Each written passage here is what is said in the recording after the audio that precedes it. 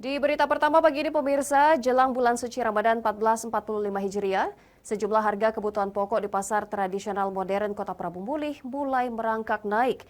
Seperti beras, telur, gula, serta cabai yang hampir menyentuh harga Rp100.000. Sejak 1 bulan terakhir, pedagang dan pembeli di pasar tradisional modern Kota Prabu Mulih mengeluhkan harga sejumlah kebutuhan pokok merangkak naik yang berdampak pada sepinya pembeli.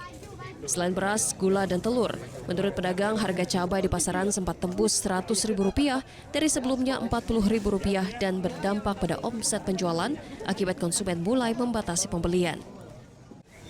Harga cabai saat ini naik Pak 80. Jadi kami ini saro jualnya Pak. Yang beli ini agak berkurang. Sebelumnya harganya berapa? Sebelumnya 40, 30 Pak sekilo. Ini jauh nih naiknya 80. Kenaikan oleh apa nih Pak? Oleh naiknya barang ini barang lokal. Barang luarnya belum masuk kan. Bersama Kapolres Prabu Mulih dan pejabat Forkopimda, PJ Wali Kota Prabu Mulih melakukan sidak pasar dan menerima sejumlah keluhan pedagang naiknya kebutuhan pokok dan sayuran yang berdampak pada omset penjualan mereka. Dari kita Prabu Mulih yang ada ini stoknya, rupanya dari Pagar Alam dan Lampung juga belum masuk. Nah, makanya ini jadi bahan bukan evaluasi lagi, tindak lanjut kami untuk hari ini kan. Bagaimana upayanya nanti dari Pagar Alam yang biasanya masuk cabai sayuran dari Pagar Alam dan juga dari Lampung distribusinya tidak boleh tersendat. Maka akan kami hubungi hari ini. Nah itu kan. Sementara yang diuntungkan kita stok kita memang warga kita ada yang nanam masih diuntungkan. Tapi tadi harganya tadi.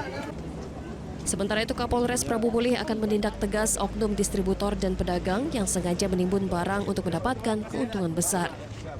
Kita melakukan evaluasi bersama dengan Kemendagri.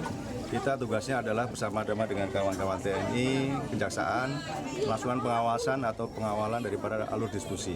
Jangan sampai nanti dengan situasi stok yang kurang dan minim karena berbagai faktor, ada cuaca, ada banjir, ada El Nino.